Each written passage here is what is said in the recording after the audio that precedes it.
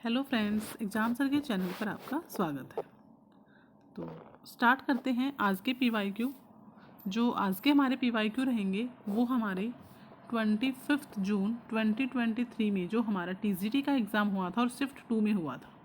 ठीक है, अभी तक हम फर्स्ट और जो थर्ड शिफ्ट थी उसके एग्ज़ाम कर चुके हैं। कल की जो हमारी क्लास थी उसमें भी हमने क्या किया था, सेकंड शिफ्ट के ही क्वेश्चन किए थे। तो आज भी हम कुछ पीवाईक्यू उसी के करेंगे। ठीक है, तो स्टार्ट करते हैं आज के पीवाईक्यू। तो ये सारे पीवाईक्यू हम कर चुके हैं। ठीक है, क्योंकि अब तो एग्ज़ाम में बहुत कम टाइम रह गया है। ठीक है, यूँ लगा लो आप 10-12 दिन ही रहते हैं अभी। तो आई होप आपकी प्रिपरेशन जो है बहुत अच्छी चल रही होगी, और जो हम ये पीवाईक्यू की सीरीज़ हमने स्टार्ट की ये आपके लिए बहुत हेल्पफुल भी होगी। तो एक सेकेंड रुकना, यहाँ हम ये सारे कर चुके हैं। ठीक है,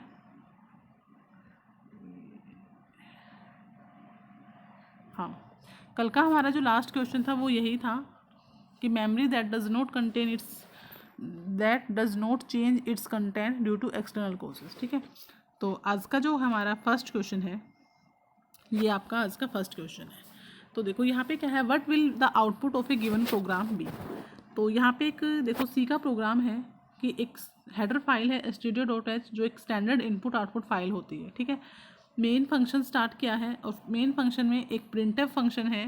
प्रिंटफ फंक्शन क्या करता है, आपकी जो आउटपुट आएगी उसको प्रिंट करता है। ठीक है, आउटपुट प्रिंट करवाना है, उसके लिए आप प्रिंटफ यूज़ करते हो। कोई इनपुट देनी है तो हम कौन सा यूज़ करते हैं, स्कैनफ यूज़ करते हैं। ठीक है, और यहाँ पे इन्होंने सिर्फ प्रिंटफ फंक्शन बोला है। प्रिंटफ फंक्शन क्या कहता है यहाँ पे कि देखो 6+ और एक यहाँ पे क्या प्रिंट की है, हेलो वर्ल्ड, एक स्ट्रिंग यहाँ पे इन्होंने पास की है।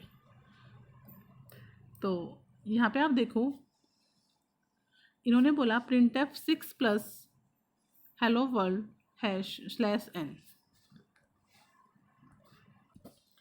तो देखो जो ये 6 है, जो ये यहाँ पे एक इंटीजर वैल्यू गिवन है, ये क्या बताएगी यहाँ पे, ये यहाँ पे एज ए पॉइंटर यूज़ हो रही है। ठीक है, तो यहाँ पे ये क्या है, एज ए पॉइंटर यूज़ होगी।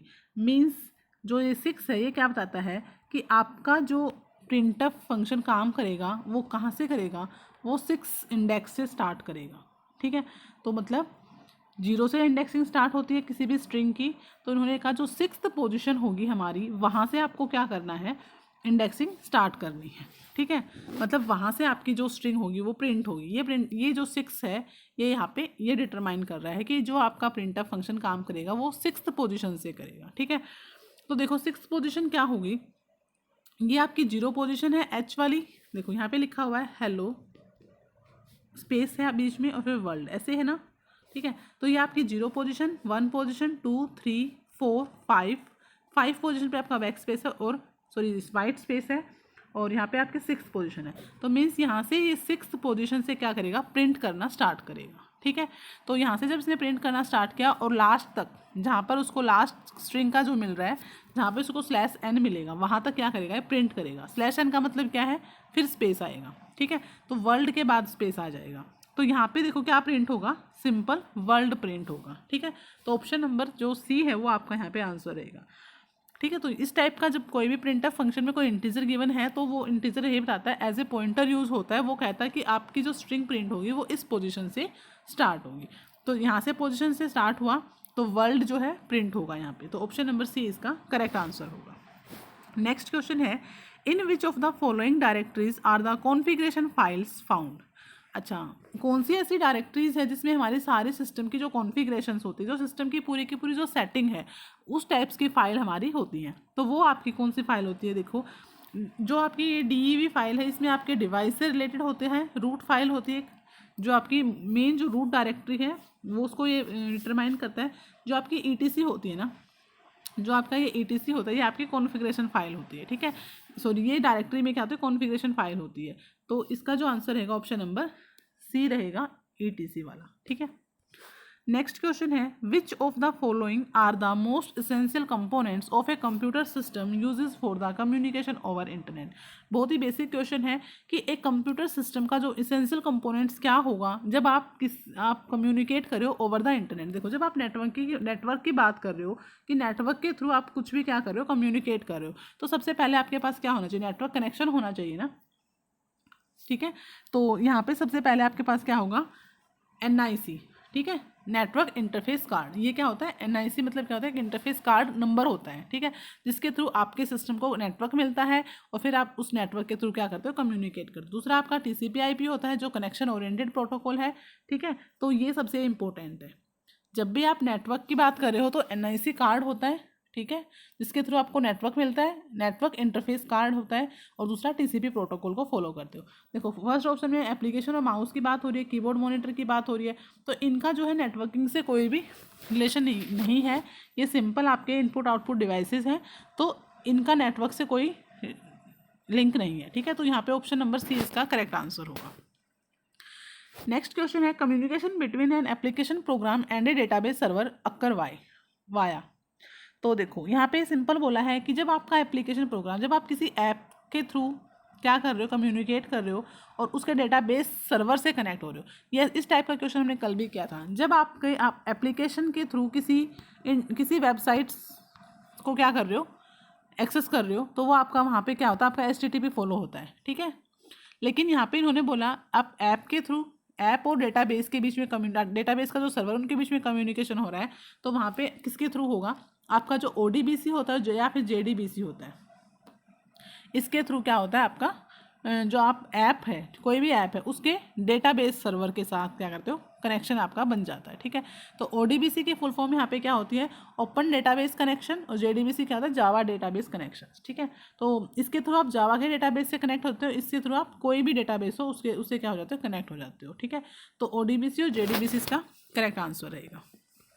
नेक्स्ट क्वेश्चन है in C variable list arguments are denoted by the standard header. अच्छा देखो इन्होंने सिंपल बोला है, जब हम C के अंदर वेरिएबल की बात करते हैं, वेरिएबल लिस्ट आर्ग्यूमेंट्स जो होते हैं वो स्टैंडर्ड हेडर, उसके लिए कौन सा यूज़ होता है, तो कौन सी हेडर फाइल इसमें यूज़ होती है। तो देखो C में जो जनरली हेडर फाइल यूज़ होती है वेरिएबल्स वगैरह के लिए, वो आपकी क्या होती है, देखो स्ट्रिंग के लिए स्ट्रिंग होती है, तो जो stdio.h है ये आपकी स्टैंडर्ड हेडर फाइल होती है। ठीक है, इसका मतलब क्या होता है, STDIO का मतलब होता है स्टैंडर्ड इनपुट आउटपुट। ठीक है, स्टैंडर्ड इनपुट आउटपुट। तो लिस्ट वेरिएबल्स को कौन डिनोट करा है यहाँ पे, लिस्ट वेरिएबल्स क्या होते हैं, एक तरह से क्या होते हैं कि कोई वैल्यू देना इनपुट ही होती है, तो इसलिए हम यहाँ पे कौन सी हेडर फाइल यूज़ करते हैं, STDIO। ठीक है, स्टैंडर्ड इनपुट आउटपुट्स। तो ऑप्शन नंबर C इसका करेक्ट आंसर होगा। नेक्स्ट है identify the command that is use to delete the files in Linux. Linux में अगर फाइल को डिलीट करना है, ठीक है, तो हमें पता है कौन सी कमांड यूज़ होती है, यहाँ पे RM कमांड यहाँ पे यूज़ होती है। ठीक है, RM होती है रिमूव कमांड, RM का फुल फॉर्म होता है रिमूव। ठीक है, इसके हेल्प से आप कोई भी फाइल्स डिलीट कर सकते हो, यहाँ तक कि आप डायरेक्टरी भी अगर आपको रिमूव करने तो आप RM कमांड ही यूज़ करते हो। RM लिखो और फाइल का नेम लिखो, RM लिखो या डायरेक्टरी का नेम लिख दो। ठीक है, तो वो डायरेक्टरी या वो फाइल जो है यहाँ पे रिमूव हो जाती है। तो RM कमांड से हम क्या करते हैं, फाइल्स वगैरह को डिलीट करते हैं। तो ऑप्शन नंबर 1 इसका आंसर रहेगा। नेक्स्ट क्वेश्चन है dash and dash are used in conjunction for making a complete process subroutine. देखो इन्होंने बोला एक कंप्लीट प्रोसेस है, कोई भी कंप्लीट प्रोसेस है, ठीक है, प्रोसेस सब रूटीन है, उसके लिए आप क्या यूज़ करोगे, उसके लिए कौन सा कंजक्शन यहाँ पे यूज़ करोगे। ठीक है, तो देखो अगर प्रोसेस को आपको कंप्लीट करना है तो सबसे पहले प्रोसेस क्रिएट होगी, उसके बाद उसका क्या होगा, एग्जीक्यूशन होगा, देन वो क्या होगी, टर्मिनेट होती है। ऐसे ही होता है। तो देखो फोक कमांड, सबसे पहले तो फोक कमांड यूज़ होती है, फोक सिस्टम कॉल यूज़ होती है। तो कौन सा सब रूटीन यहाँ पे कॉल होता है, फोक्स वाला। ठीक है, फोक से आप क्या करते हो, कोई भी जो प्रोसेस है वो क्रिएट होती है, कोई भी चाइल्ड प्रोसेस क्रिएट होती है, सॉरी एक पेरेंट प्रोसेस होगी, अगर उसकी कोई चाइल्ड प्रोसेस क्रिएट करने तो हम कौन सा सब रूटीन फॉलो करते हैं, फोक वाला। ठीक है, और दूसरा फिर हम क्या करते हैं, तो फोक वाला जो है, देखो इसमें ये वाला ऑप्शन तो यहाँ से नहीं होगा, और फर्स्ट में क्या आएगा, फोक आएगा। ठीक है, क्योंकि फर्स्ट में पहले प्रोसेस बनेगी, क्रिएट होगी, तभी उसका एग्जीक्यूशन होगा। तो फर्स्ट जो फिलअप्स है उसमें फोक आएगा। तो ये दोनों ऑप्शन तो यहाँ पे करेक्ट गलत हो गए। ठीक है, अब बात करते हैं इसकी, अब यहाँ पे इन्होंने बोला फोक और ज्वाइन, फोक और स्लीप। देखो स्लीप तो सिंपल क्या करता है, पोज कर देता है, ठीक है। स्लीप तो क्या करता है कि कुछ टाइम के लिए पोज कर देना, आपकी प्रोसेस एग्जीक्यूट हो रही है उसको कुछ टाइम के लिए क्या कर दो, पोज कर दो। मतलब देखो जब आप प्रोसेस को एग्जीक्यूट कर रहे हो तो कई बार क्या होता है, कोई इनपुट आउटपुट की रिक्वायरमेंट आई तो आपने उसको वेट स्टेट में भेजा, तो वहाँ पे आपकी प्रोसेस क्या हो रही है, पोज हो रही है, ठीक है। तो स्लीप से तो आपकी प्रोसेस क्या होती है, पोज होती है। ज्वाइन से क्या होता है, एक प्रोसेस पहले फोक कमांड से प्रोसेस बनती है, उसके बाद ज्वाइन क्या करेगा, पूरी की पूरी प्रोसेस को क्या करेगा, कंप्लीट उसका एग्जीक्यूशन करके उसको टर्मिनेट करता है, ठीक है। अगर कोई पेरेंट प्रोसेस है तो उसके जितने भी चाइल्ड प्रोसेस होंगे वो सारे के सारे क्या होते हैं, टर्मिनेट हो जाते हैं, उसके बाद उसकी पेरेंट प्रोसेस क्या होती है, टर्मिनेट होती है। तो फोक और ज्वाइन इसका जो होगा करेक्ट आंसर होगा। फोक से पहले प्रोसेस बनेगी, देन ज्वाइन से क्या होगा, फोक से कोई चाइल्ड प्रोसेस बनी और ज्वाइन से क्या होगा, पहले वो चाइल्ड प्रोसेस कंप्लीट होगी, देन उसका पेरेंट प्रोसेस कंप्लीट होगा और फिर क्या होगा, वो टर्मिनेट हो जाएगी, ठीक है।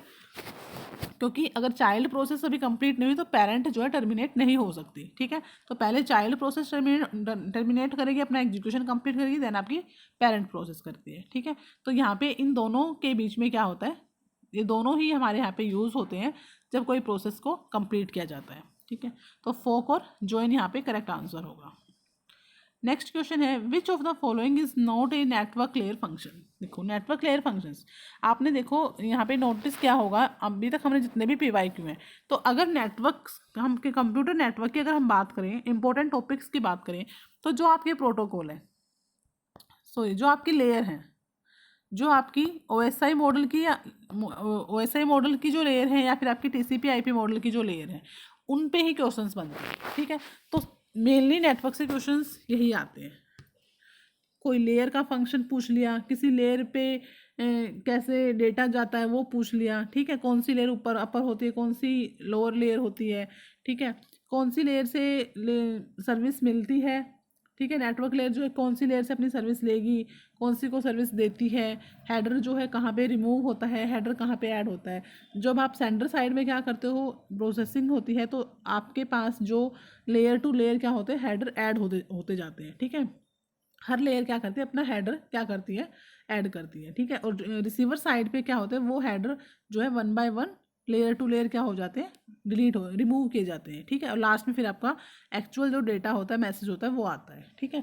तो यहाँ पे जो आपके नेटवर्क से तो सिंपल आपके यही क्वेश्चंस आते हैं, मतलब सारी की सारी जो लेयर है उनकी क्या फंक्शनिंग है, क्या प्रोटोकॉल्स यूज़ होते हैं हर उस लेयर पे, इस टाइप के क्वेश्चन ही बनते हैं, ठीक है। तो देखो यहाँ पे पूछा नेटवर्क लेयर का फंक्शन नहीं है, तो राउटिंग सबसे पहले राउटिंग आपकी नेटवर्क लेयर डिसाइड करती है, इंट्रा राउटिंग भी करती है। देखो इंट्रा राउटिंग और एक होता है इंटर राउटिंग, दोनों में क्या डिफरेंस है, तो यहाँ पे देख लेते हैं। देखो इंट्रा इंट्रा और इंटर, इंटर राउटिंग होती है, एक राउटर ये है, एक राउटर ये है, ठीक है। इन दोनों राउटर के बीच में जो एक कम्युनिकेशन होता है वो आपकी होती है इंटर राउटिंग, ठीक है।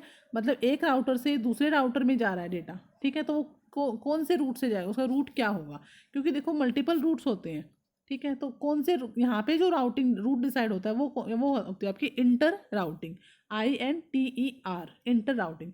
और इंट्रा राउटिंग क्या होती है कि सपोज करो ये एक राउटर है, इस राउटर के अंदर भी तो मल्टीपल क्या है, होस्ट है, मल्टीपल IP नेटवर्क एड्रेस है ना, IP एड्रेस है, मल्टीपल नेटवर्क के एड्रेस है, ठीक है। तो इसके अंदर की राउटिंग, अब देखो एक राउटर में बहुत सारे नेटवर्क्स होते हैं, ठीक है, बहुत सारे IP एड्रेस होते हैं, तो आपका जो मैसेज आया है वो किस पर्टिकुलर IP एड्रेस के लिए आया है, वहाँ पे राउटिंग करना है, वो आपकी होती है इंट्रा राउटिंग, ठीक है। तो नेटवर्क लेयर पे ही ये दोनों फंक्शंस होते हैं, इंटर राउटिंग भी और इंट्रा राउटिंग भी। मतलब एक राउटर के अंदर जो राउटिंग हो रही है कि एक राउटर में मल्टीपल होस्ट हैं, तो किस होस्ट के पास डेटा जाएगा और वो किस रूट से जाएगा, ठीक है, वो डिसाइड करना इंट्रा राउटिंग। और अगर एक राउटर का दूसरे राउटर से कनेक्शन इस्टेब्लिश होना और वहाँ पे रूट डिसाइड करना, वो होता है आपका इंटर राउटिंग, ठीक है। तो इंट्रा और इंटर राउटिंग दोनों ही आपका कौन करता है, नेटवर्क लेयर करता है, राउटिंग भी आपका वही करता है। कंजेशन कंट्रोल भी कौन करता है, आपका नेटवर्क लेयर करता है। देखो कंजेशन कंट्रोल, अब यहाँ पे आपका डेटा जो है पैकेट की फॉर्म हो जाती है, नेटवर्क लेयर पे आपका डेटा पैकेट फॉर्म में जाता है, तो पैकेट फॉर्म में जाता है तो पैकेट क्या होता है, कंजस्टेड हो जाते हैं। मतलब जब एक ही नेटवर्क पे बहुत सारे पैकेट एक साथ मतलब कंटिन्यू जा रहे हैं तो वहाँ पे क्या हो जाता है, फिर ओवरलोड हो जाता है वो, ठीक है। तो वहाँ पे फिर कंजक्शन आ जाता है, उससे क्या होता है, कोई डेटा कोई पैकेट क्या बीच में लॉस हो गया, ठीक है, करप्ट हो गया। तो इस टाइप का जो कंट्रोल होता है कि ऐसा कुछ ना हो, जो पैकेट्स हैं वो कंजस्टेड ना हो, तो उसके लिए भी कौन रिस्पॉन्सिबल होता है आपका नेटवर्क लेयर होता है। तो एरर कंट्रोल और फ्लो कंट्रोल ये आपके क्या होते हैं, ये आपके ट्रांसपोर्ट लेयर या फिर डेटा लिंक लेयर, इन दोनों का वर्क होता है। ठीक है, डेटा लिंक लेयर भी आपका एरर कंट्रोल फ्लो कंट्रोल करता है और आपका ट्रांसपोर्ट लेयर भी करता है। ये मैंने पहले भी बताया। अब इन दोनों में क्या डिफरेंस है, दोनों ये सेम फंक्शन परफॉर्म करते हैं, तो डिफरेंस क्या हुआ, तो ये मैंने आज से पहले एक वीडियो बनाई थी जो इस टाइप की जो PYQ की कोई वीडियो थी, उसके अंदर मैंने इस डिफरेंस को क्लियर किया था। ठीक है, अगर आपने वो वीडियो नहीं देखी तो आप उस वीडियो को जाके देख सकते हो। ठीक है वो इन PYQ की फॉर्म में ही जो वीडियो हमारी है अभी तक जितनी भी आई हैं, जो PYQ सीरीज़ वाली जो वीडियो है उनमें मैंने इसको डिफरेंस यहाँ पे इसको बताया था। ठीक है, तो यहाँ पे जो करेक्ट ऑप्शन रहेगा वो रहेगा आपका ऑप्शन नंबर 1 कि एरर कंट्रोल और फ्लो कंट्रोल जो है डेटा लिंक लेयर और ट्रांसपोर्ट लेयर का फंक्शन है, ना कि नेटवर्क लेयर का। ठीक है, तो इनका डिफरेंस भी देख लेना कि इन दोनों में क्या डिफरेंस होता है।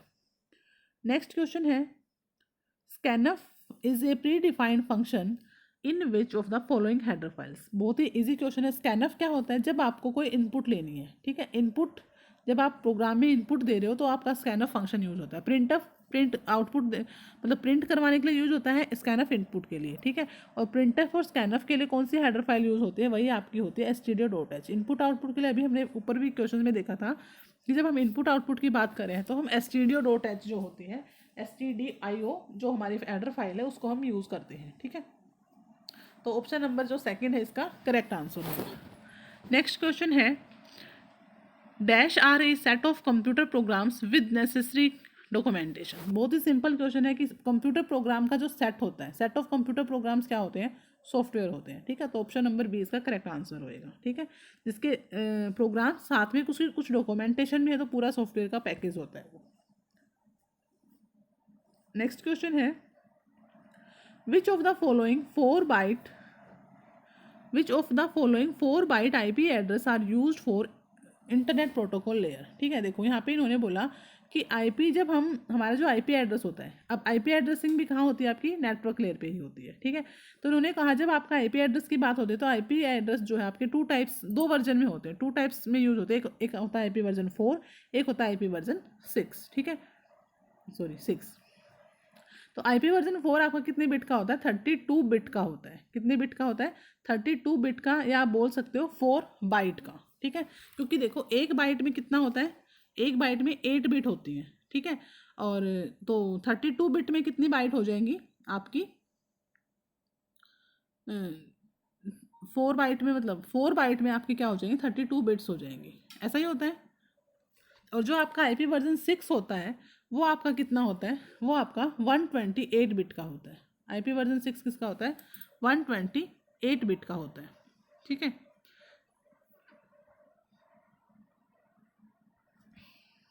तो यहाँ पे देखो उन्होंने सिर्फ IP एड्रेस की बात की है कि IP एड्रेस 4 बाइट का, 4 बाइट का मतलब 32 बिट का IP एड्रेस की बात हुई है।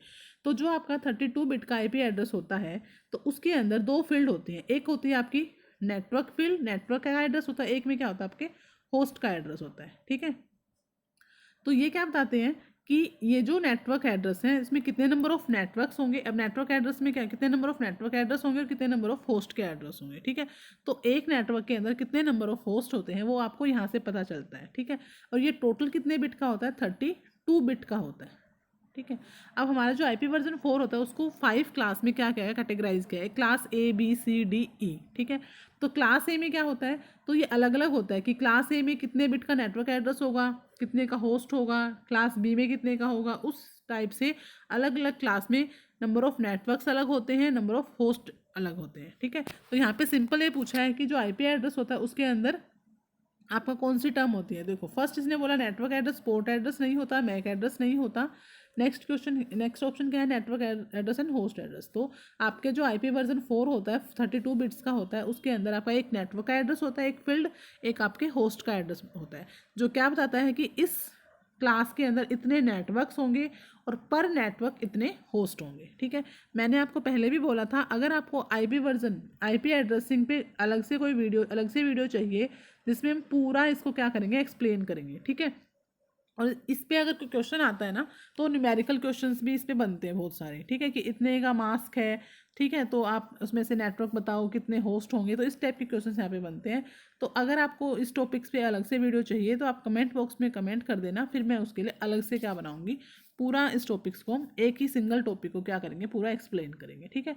तो यहाँ पे जो आंसर होगा वो होगा आपका option number C, network address and host address. Next question है, नेक्स्ट है communication between end systems in encrypted using a key that is commonly referred to as. तो देखो जनरली जो आप जब आपका कम्युनिकेशन होता है दो एंड सिस्टम के बीच में, तो एक की से क्या होता है, डेटा इनक्रिप्ट होता है, उसको हम क्या बोलते हैं, सेशन की बोलते हैं, ठीक है, उसके अंदर उसको हम बोलते हैं सेशन की, ठीक है। तो ऑप्शन नंबर सेकंड इसका आंसर रहेगा। नेक्स्ट है ए कंप्यूटर बस line is made up of which of the following components. देखो जब हम कंप्यूटर आर्किटेक्चर की बात करते हैं तो हमने कहा था जो हमारा सीपीयू जो वर्क करता है तो वहाँ पे क्या होता है, मल्टीपल लाइंस, बस लाइंस होती है, ठीक है, सिस्टम बस होती है, ठीक है, कोई डेटा बस होती है, कोई एड्रेस बस होती है, मतलब इस टाइप की क्या होती है, लाइंस होती हैं जिसको हम बस बोलते हैं, ठीक है, बस लाइन। तो कोई आपकी क्या होती है, डेटा बस होती है जो सिर्फ क्या करता है, डेटा को लाना और ले जाना, ठीक है, सीपीयू टू मेमोरी, सीपीयू से मेमोरी के बीच में जब डेटा जाता है, क्योंकि हमें पता है सीपीयू आपका डायरेक्ट मेमोरी से एक्सेस करता है, तो कैसे डेटा जाता है, तो वो इन लाइंस के थ्रू जाता है, ठीक है, लाइंस के थ्रू डेटा जा रहा है, आ रहा है, कई बार एड्रेस जाता है, ठीक है, कि इस लोकेशन पे आपका डेटा है, तो इस टाइप से क्या होता है, मल्टीपल लाइंस होती हैं। तो यहाँ पे इन्होंने बोला, देखो बस लाइन की बात हो रही है तो बस लाइन में रजिस्टर्स नहीं होते, एक्यूमुलेटर्स नहीं होता, रैम रोम नहीं होता, तो क्या होता है, सेट ऑफ कुछ पैरेलल लाइंस होती है, ठीक है।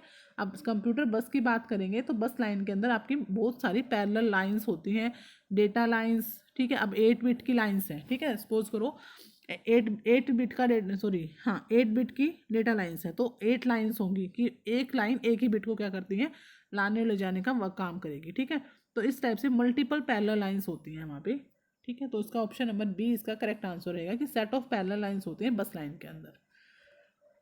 नेक्स्ट क्वेश्चन है identify the descending order of strict access protection.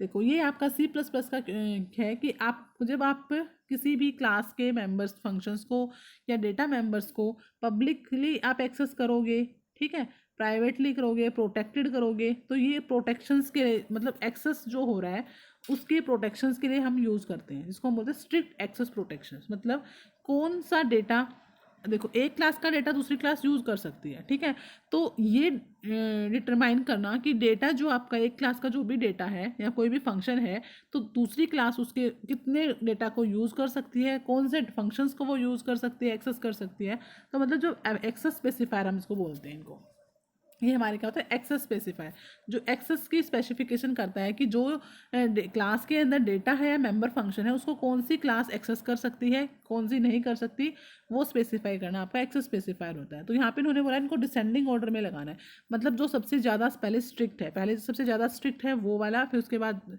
उससे लेस स्ट्रिक्ट, फिर इस तरह से, ठीक है। तो देखो सबसे स्ट्रिक्ट एक्सेस कौन सा होता है, स्ट्रिक्ट एक्सेस प्रोटेक्शन कौन सा होता है, प्राइवेट होता है, ठीक है, क्योंकि जो प्राइवेट डेटा होगा उस पर पूरी की पूरी रिस्ट्रिक्शंस होती है कि एक क्लास का प्राइवेट डेटा उसी सेम क्लास के फंक्शन से क्या होगा, एक्सेस होगा, ठीक है। दूसरी क्लास जो है एक क्लास के प्राइवेट डेटा को एक्सेस नहीं कर सकती क्योंकि वो प्राइवेट है, खुद उसका अपना खुद का है, दूसरी क्लास उसको यूज़ नहीं कर सकती, पब्लिक है तो उसको दूसरी यूज़ कर सकती है, ठीक है। तो सबसे स्ट्रिक्ट कौन सा होता है, प्राइवेट होता है, ठीक है। तो यहाँ पे ऑप्शन में देखो सबसे पहले क्या आएगा, प्राइवेट आएगा, तो पब्लिक वाले तो दोनों ऑप्शन यहाँ पे कैंसिल कर दो, तो अब यहाँ पे प्राइवेट होगा, देन स्ट्रिक्ट होता है आपका प्रोटेक्टेड, फिर होता है पैकेज और फिर होता है पब्लिक। पब्लिक तो स्ट्रिक्ट होता ही नहीं, पब्लिक है तो मतलब कोई भी यूज़ कर लो, ठीक है, कोई भी क्लास उसके अगर उसका डेटा फंक्शंस या फिर मेंबर फंक्शन से डेटा उसका अगर पब्लिक है तो दूसरी कोई भी क्लास उसको एक्सेस कर सकती है, पब्लिकली वो एक्सेसिबल है, ठीक है। तो इसका जो करेक्ट आंसर रहेगा ऑप्शन नंबर बी रहेगा कि अगर हम डिसेंडिंग की बात करें तो सबसे पहले प्राइवेट आएगा, फिर प्रोटेक्टेड आएगा, फिर पैकेज आएगा, फिर पब्लिक आएगा, ठीक है। तो ऑप्शन नंबर बी इसका करेक्ट आंसर होगा। नेक्स्ट क्वेश्चन है dash are the database applications universal front end that connects to the back end via the internet. देखो सिंपल इन्होंने क्या बोला है कि एक ऐसी एप्लीकेशंस है,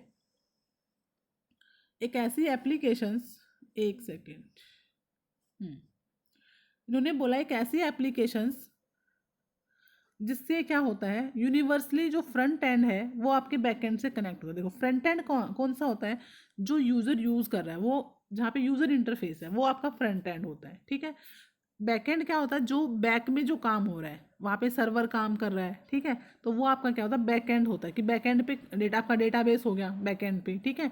तो जो मतलब सिस्टम के इंटरनली जो हो रहा है, या फिर किसी सॉफ्टवेयर का जो इंटरनली जो वर्क हो रहा है, वो आपका उसका बैक एंड हो गया। और जो बिल्कुल सामने यूज़र उसको एक्सेस कर पा रहा है, देख पा रहा है, वो आपका फ्रंट एंड हो गया। तो इन्होंने बोला यूनिवर्सली अगर इनको आपस में कनेक्ट करना है इंटरनेट्स के थ्रू, तो आप किसके थ्रू करते हो, वो होता है आपका वेब ब्राउज़र। जब भी आप इंटरनेट्स को यूज़ कर रहे हो तो किसी ने, तो आप क्या होते हो, वेब ब्राउज़र के थ्रू ही करते हो, ठीक है। तो जैसे आप, ये आपके सर्च इंजन होते हैं ना, गूगल वगैरह, ये क्या आपके सर्च इंजन है, ठीक है। वेब ब्राउज़र है ये आपके, इनके हेल्प से आप क्या करते हो, अलग अलग के जो इंटरनेट पे जो डेटा है, फ्रंट एंड आप हो गई, बैक एंड पे कौन हो गया, जो आपका डेटाबेस हो गया, सर्वर हो गया, तो उनसे आप क्या करते हो, कनेक्ट करते हो। तो वेब ब्राउज़र के थ्रू ही आप क्या करते हो, डेटा को, ये जो कम्युनिकेशन होता है वो होता है, ठीक है। तो नेक्स्ट क्वेश्चन है यहाँ पे, which command is use to remove the directory. अभी मैंने बताया था डायरेक्टरी रिमूव करनी है या फाइल रिमूव करनी है तो हम RM कमांड को यूज़ करते हैं, ठीक है।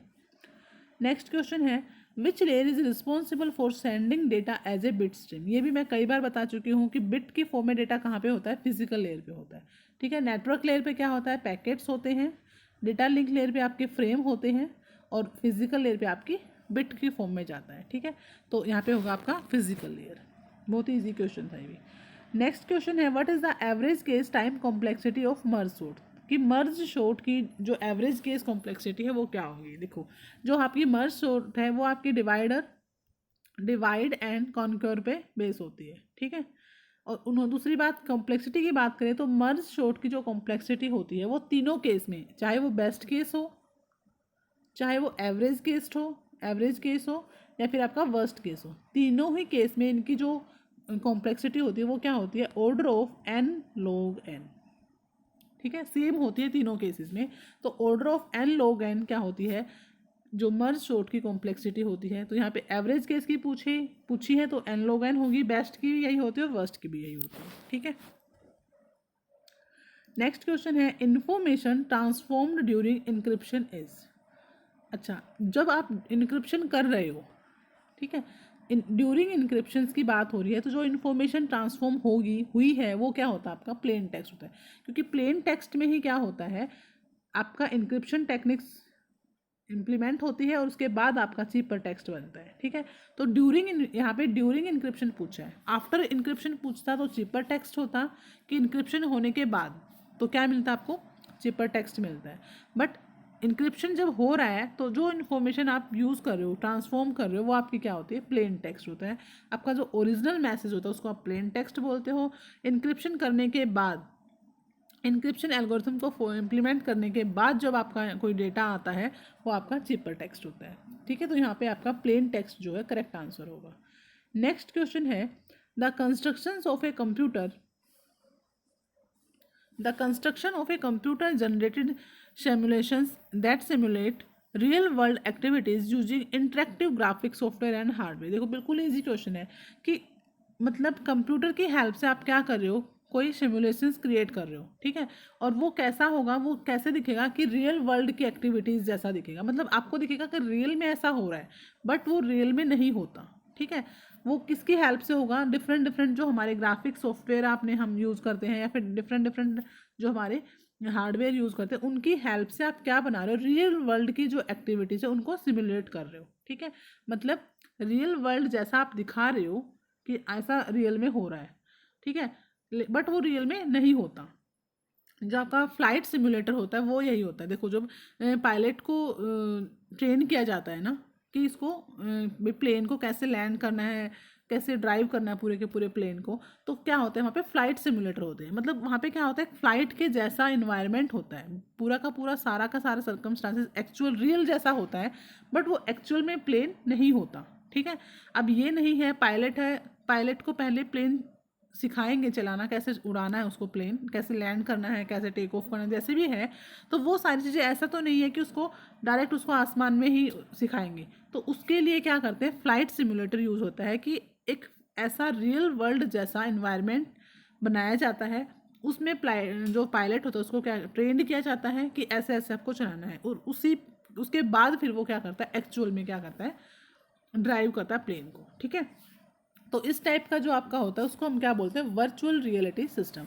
मतलब वर्चुअल है, ऐसा एक्चुअल में हो नहीं रहा, मतलब वो रियल नहीं है बट वर्चुअल है। ठीक है, मतलब जो रियल की जो चीज़ें हैं, रियलिटी जो है उसको क्या दिखाया जा रहा है, वर्चुअली दिखाया जा रहा है। ठीक है, मतलब रियल में जो एक्टिविटीज़ होती हैं उन वो चीज़ें क्या दिखाती हैं, वो एज ए वर्चुअल आपको दिखाई जा रही है। ठीक है, तो वो आपकी वर्चुअल रियलिटी सिस्टम होता है कि रियल वर्ल्ड की एक्टिविटीज़ को सिमुलेट करना है, किसकी हेल्प से, अलग अलग ग्राफिक्स की हेल्प से। ठीक है, तो फ्लाइट सिमुलेटर जो है आपका वर्चुअल रियलिटी सिस्टम का ही पार्ट है। ठीक है, क्योंकि वहाँ पे फ्लाइट को सिमुलेट किया जाता है कि फ़्लाइट कैसे कैसे वर्क करता है, वो पायलट को पूरा समझाया जाता है, उससे वो पूरा का पूरा सर्कमस्टांस वैसा ही बनाया जाता है जो एक्चुअल फ्लाइट में होता है, वो सारा का सारा वहाँ पे दिखाया जाता है, उसको सब कुछ ट्रेन किया जाता है उसके बारे में, फिर एक्चुअल में वो क्या करता है, प्लेन को ड्राइव करता है। ठीक है, नेक्स्ट क्वेश्चन है which storage media support only sequential access. बहुत ही इजी क्वेश्चन है। देखो सीक्वेंस में एक्सेस पूछा है, तो आपकी जो हार्ड डिस्क है वो तो क्या होता है, रैंडम एक्सेस है, क्योंकि वहाँ पे क्या है, रोटेशन होती है ना, आपकी जो डिस्क होती है वो रोटेट करती है, रोटेट करके आप रैंडमली किसी भी उस पर ट्रैक पे, डेटा पे, सेक्टर पे जा सकते हो। ठीक है, सीडी भी क्या करती है, रोटेट करती है, तो सीडी में भी ऐसा नहीं है तो सीक्वेंस में काम चलेगा। मैग्नेटिक टेप भी नहीं, तो डीवीडी जो आप पहले आपके जो डीवीडी चलते थे ना, वो क्या होते थे, वो आपके सिक्वेंशियल एक्सेस। मतलब क्या है, आपको डेटा एक्सेस करना है तो मतलब स्टार्टिंग से लेके आपको पूरा चलना पड़ता है। ठीक है, एक सीक्वेंस में ही डेटा एक्सेस होगा। सपोज करो आपको स्टार्टिंग से चलना है और बीच में कोई डेटा है वो आपको एक्सेस करना है, तो आपको बिल्कुल स्टार्टिंग से ही चलना पड़ेगा, फिर आप क्या होंगे, मिड में जाओगे। ऐसा नहीं है कि आप डायरेक्टली रैंडमली मिड वाले डेटा को एक्सेस कर लो। तो डीवीडी इसका क्या होगा, करेक्ट आंसर होगा। नेक्स्ट क्वेश्चन है इन building software that should preferably be lower and the preferred to be an higher side। देखो जब हम सॉफ्टवेयर की बात करें, सॉफ्टवेयर बना रहे हैं, तो ऐसा क्या होगा जिसको आप क्या करते हो, लोअर प्रेफर करते हो कि वो लोअर होना चाहिए, और ऐसे क्या है जिसको आप प्रेफर करते हो कि वो हाई होना चाहिए। तो देखो यहाँ पे आपका कपलिंग और कोहेजन वाला होगा। कपलिंग आपकी क्या होनी चाहिए, लोअर होनी चाहिए, कम होनी चाहिए, बट आपका कोहेजन क्या होना चाहिए, हाई होना चाहिए। अब बात करते हैं कपलिंग क्या होती है, कोहेजन क्या होता है। देखो कपलिंग होता है, आपको पता है आप एक सॉफ्टवेयर क्या कर रहे हो, डेवलप कर रहे हो, तो सॉफ्टवेयर डेवलप कर रहे हो तो आप क्या कर रहे हो, अलग अलग मॉड्यूल्स बना रहे हो उसमें, है ना। एक सॉफ्टवेयर बनाने में डिफरेंट डिफरेंट मॉड्यूल्स आप इम्प्लीमेंट करते हो। ठीक है, मतलब छोटे छोटे जो सब सिस्टम जिसको आप बोल सकते हो उनको आप मॉड्यूल बोलते हो। ठीक है, मतलब अलग अलग छोटे छोटे मॉड्यूल्स हैं, इनको बना के आप एक सॉफ्टवेयर डेवलप करते हो। ठीक है, अब एक मॉड्यूल से इसमें क्या होंगे, अलग अलग एलिमेंट्स आप यूज़ कर रहे हो, अलग अलग डेटा यूज़ कर रहे हो। ठीक है, हर मॉड्यूल्स के अंदर क्या होंगे, डेटा होगा, फंक्शंस होगा, प्रोसीजर्स होंगे। ठीक है, और उन सबको मिला के आपका सॉफ्टवेयर बनता है, ऐसा ही होता है। तो कपलिंग क्या कहता है कि एक जो मॉड्यूल है वो दूसरे मॉड्यूल पे कितना डिपेंडेंट है, मतलब दोनों मॉड्यूल के बीच में क्या रिलेशंस है, मतलब कितना एक दूसरे पे वो डिपेंड है। ठीक है, कोहेजन क्या कहता है कि जो एक मॉड्यूल्स के अंदर के जो एलिमेंट्स हैं वो कितने एक दूसरे पे डिपेंड है।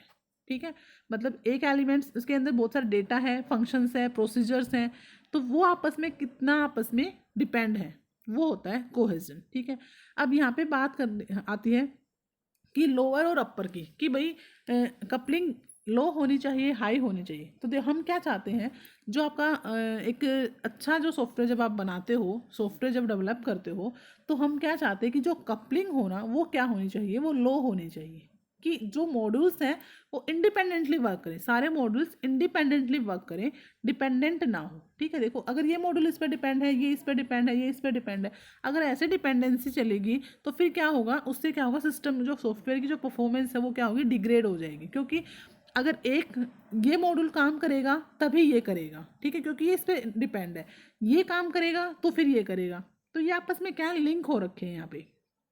तो इससे क्या होगा, टाइम ज़्यादा लगेगा, सिस्टम जो सॉफ्टवेयर की परफॉर्मेंस है वो भी क्या हो जाएगी, कम हो जाएगी। तो हम क्या चाहते हैं कि अच्छा जो हमारा गुड सॉफ्टवेयर जो होगा वो क्या चाहता है कि जो आपकी कपलिंग हो वो क्या हो, लो हो, मतलब सारे के सारे जो मॉडल्स हो इंडिपेंडेंटली वर्क करें। ठीक है, डिपेंडेंट ना हो।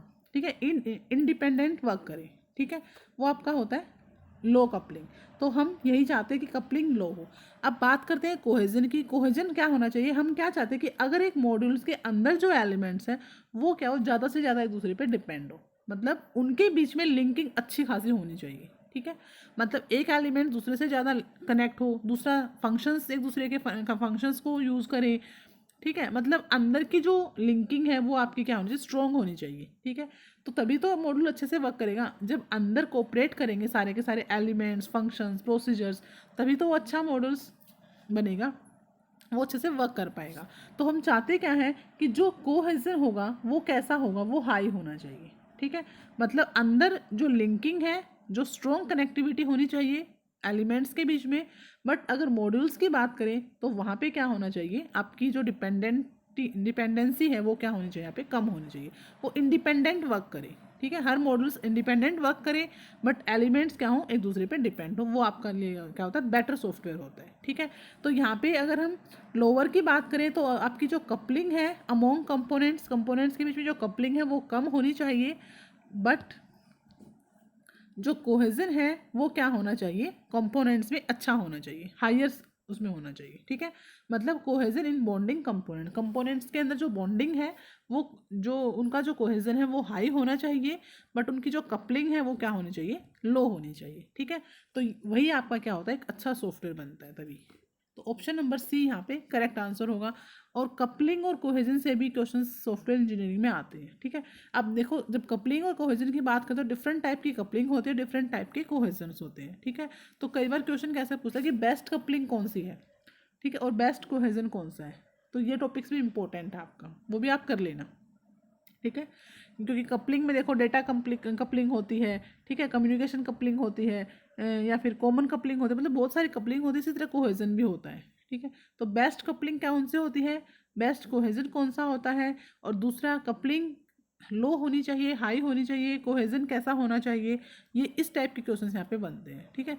तो यहाँ पे सिंपल पूछा था कि लोअर क्या होना चाहिए, जो सॉफ्टवेयर होगा वो प्रेफर लोअर किस चीज़ को प्रेफर करे और हायर किस चीज़ को प्रेफर करे, ठीक है। तो कोहेजन को हायर प्रेफर होना चाहिए, प्रेफरेंस मिलनी चाहिए, और कपलिंग को लो प्रेफरेंस मिलनी चाहिए, ठीक है। तो ऑप्शन नंबर सी यहाँ पे करेक्ट आंसर होगा। नेक्स्ट क्वेश्चन है, अच्छा ये आज आपका लास्ट क्वेश्चन था, ठीक है। तो ये हमने किए आज के PYQ जो आपके शिफ्ट 2 के हैं, ठीक है। तो आई होप आपको क्लियर हुए होंगे टॉपिक्स विद PYQ, ठीक है। देखो वैसे सिलेबस करने में बहुत टाइम लगता है, लेकिन अगर हम PYQ की हेल्प से टॉपिक्स भी करते हैं, कंसेप्ट भी क्लियर करते हैं, तो वो आपके लिए एक स्मार्ट अप्रोच होती है, ठीक है। अब पूरा सिलेबस पढ़ने के लिए तो पूरा के पूरे 6 मंथ्स का टाइम चाहिए, ठीक है, क्योंकि पूरा सिलेबस बहुत ज़्यादा हो जाता है कंप्यूटर्स के। अगर हम 15-16 सब्जेक्ट्स की बात करें तो बहुत ज़्यादा हो जाते हैं वो, ठीक है। अगर हम बिल्कुल बिल्कुल डीप में पढ़ें तो टाइम लगता है उसमें, लेकिन अब हमारे पास टाइम कम है, तो अगर हम ऐसे PYQ के फॉर्म में करते हैं कि PYQ के साथ ही उस कंसेप्ट को क्लियर कर लेते हैं, तो ये आपकी एक स्मार्ट अप्रोच होती है, ठीक है। और हम ऐसा ही कर रहे हैं कि PYQ के साथ ही मैं आपको जो कंसेप्ट हो रहा है वो भी आपको यहाँ पे क्लियर कर रही हूँ। तो आई होप आपको वीडियो अच्छी लगी होगी। अगर वीडियो अच्छी लगी प्लीज़ लाइक करना, चैनल पे नए तो सब्सक्राइब करना, और ज़्यादा से ज़्यादा शेयर करना, ठीक है। और कोई भी डाउट है तो आप कमेंट बॉक्स में टाइप कर देना। तो ठीक है, फिर मिलते हैं नेक्स्ट PYQ के साथ, तब तक के लिए बाय बाय।